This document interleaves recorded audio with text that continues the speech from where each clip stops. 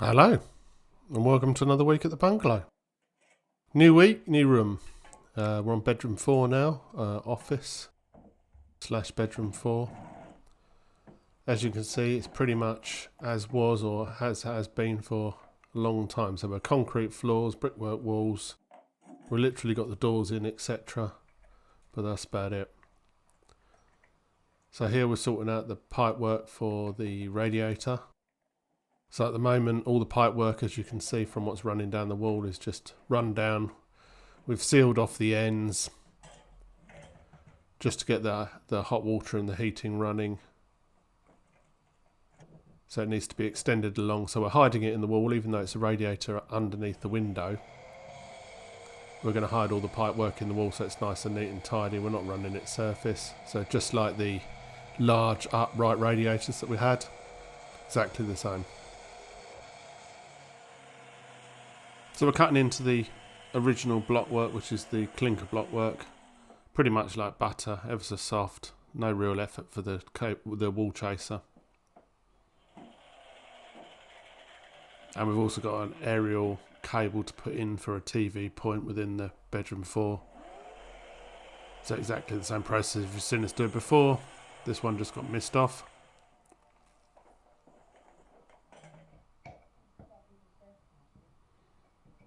And then everyone's favourite job, knocking out the original so that the pipework fits in nice and snug. Here the plaster will just skim over the original, so we've got to bury it right down. We haven't got any space to be able to use the plasterwork to cover it up. So just like before, we've got the 20mm conduit, which is what the 15mm will run inside. This has worked really well so far, and we haven't had any problems in any other rooms or any other radiators with the plaster cracking over the top of the pipework. So there's enough space for the 15mm to expand and contract as it gets warm without causing any problems.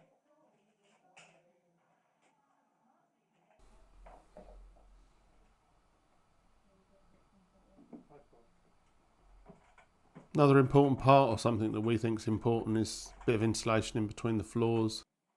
We've obviously got wooden floors with the engineered oak on top, and so there's an element of noise transfer between the two. We're obviously putting the 5mm insulation in between the actual engineered oak and our chipboard floor surface, but nevertheless we're still putting this in between, packing it around, just trying to stop any noise coming downstairs if you're sort of wandering around upstairs. And for the sake of a couple of bales of insulation, it's definitely worth it.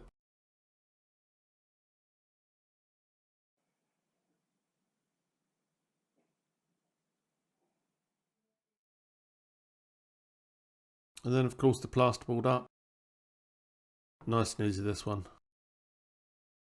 It's the smallest room pretty much in the house apart from the en-suites, and so not too much for trauma. Doing it without the plasterboard lift, just using the piece of timber just to hold up the edge.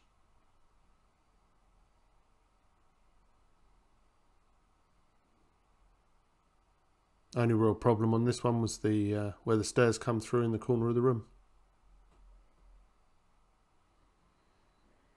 There we have it. Room's ready for plaster. We've got the cable and the trunking all covered up, etc, etc. And we've got the blue chip on the old plaster work so that the new plaster adheres nicely. Bolo just double checking that we're doing everything correctly. Rob, the beat up. But seals are in. And it's ready for the plaster.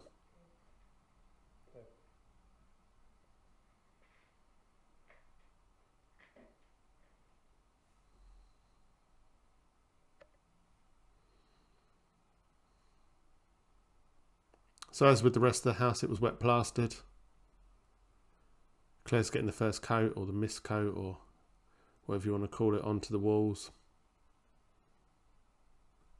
Just to give them something to suck up.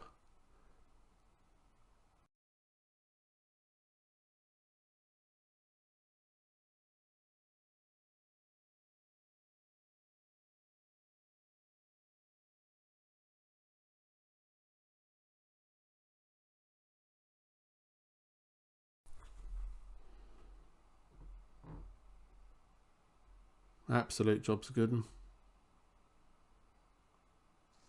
Ready for the next stage.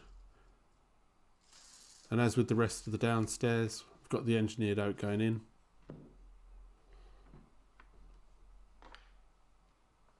So the one piece, basically the timber runs all the way through from where you saw us before when we were doing it against the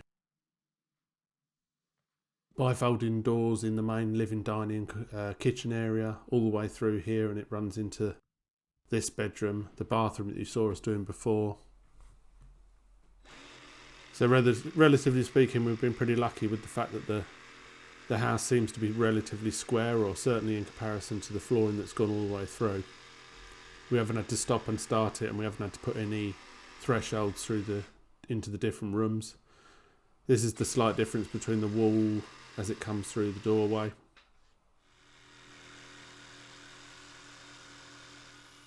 Just to correct it, this will be hidden underneath the skirting.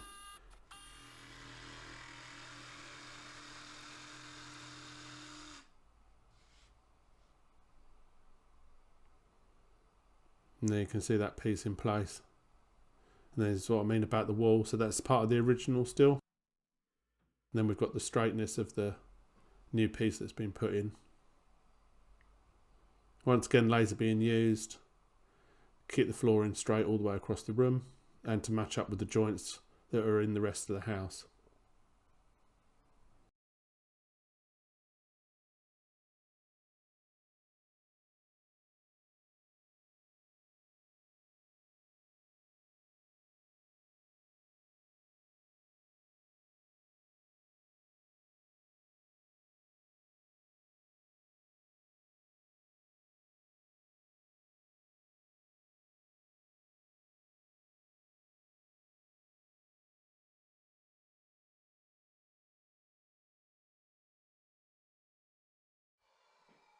Quick view of where we're up to. The wet patches that you can see on the timber are where we're clearing up glue that's squidged through the joints, because obviously it's a floating floor, so all of the tongue and grooves are glued together. And then carry on with the same. Nice and quick this room, not too many different bits to cut round. And I seem to remember that the planks went in at a standard size, so we're just cutting the same and the same and the same.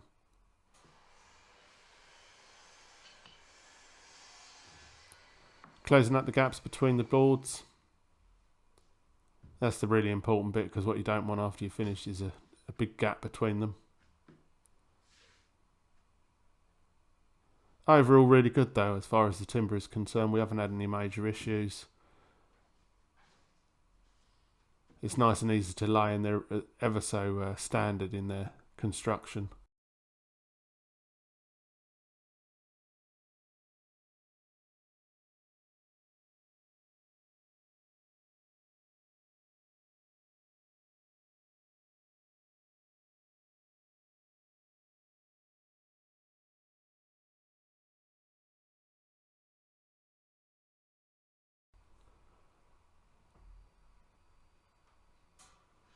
Always need somewhere else to work, so we've got the crosscut saw set up in the lounge. Hopefully that won't be there when we move in.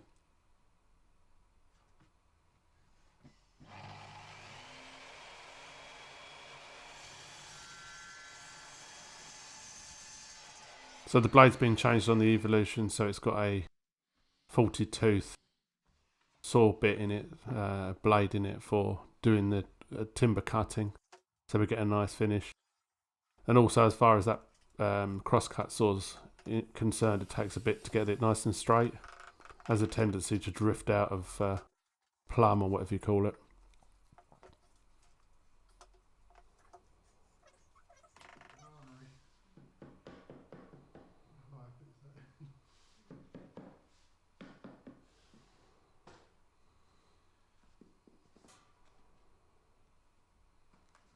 There's always a way, and you have little bits left. You'll barely see this once the room's finished, but so let's go in. By the time the skirting's on it and it's covered up half of it,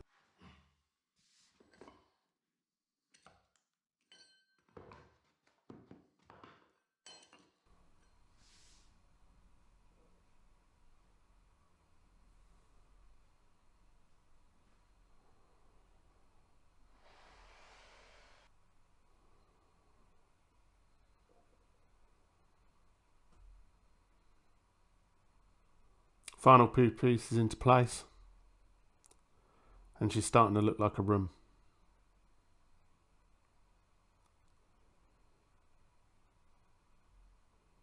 There's something very nice about getting the flooring down. It seems to cut down a lot of the dust, and you feel like you're actually getting somewhere. Like I said, this room's relatively fast because there's no bathrooms or kitchens or anything else to worry about, so we can sort of speed through it.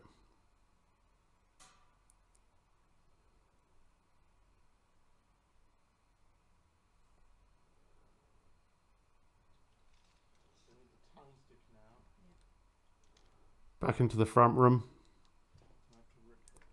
cutting that final bit down.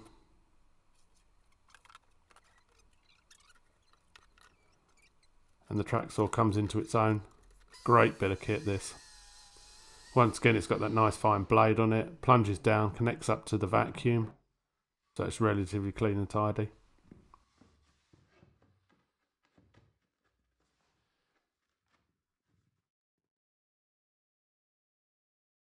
Last bit in place, floor's done.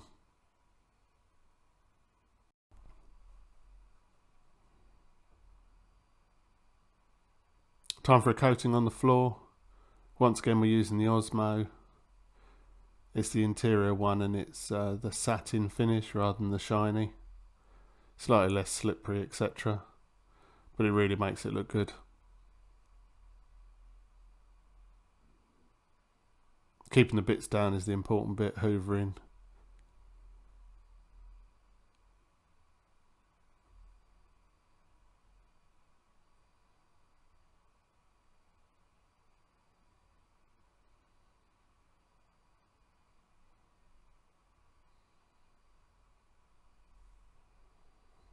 And then keep out of that room.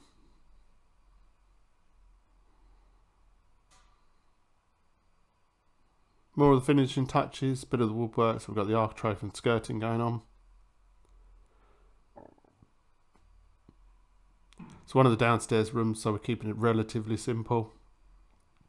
So there's not so much embellishment as the upstairs bedroom one. We've got the skirting going round with the MDF top piece to extend the size of it. And then we've also got the OG going around the doors. All of the skirting and the architrave around the doors has also been routed with the round over bead, just to give it something else. As far as the bungalow is concerned, we're trying to add a little bit of character or a little bit of detail. You know, we don't have ornate cornices or anything else like a Victorian house, and so just try and add a few extra bits.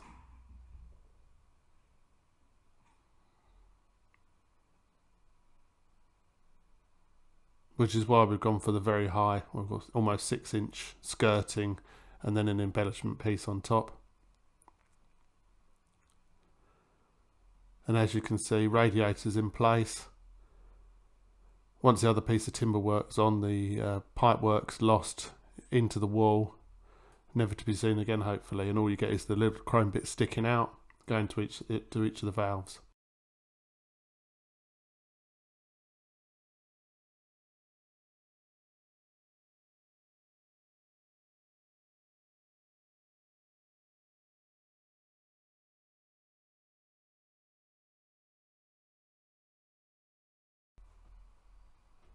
And then we get to the bit that really makes the difference to the room. As far as I'm concerned, the wallpapering. Now we're on that final stretch, and it's all very delicate and nice.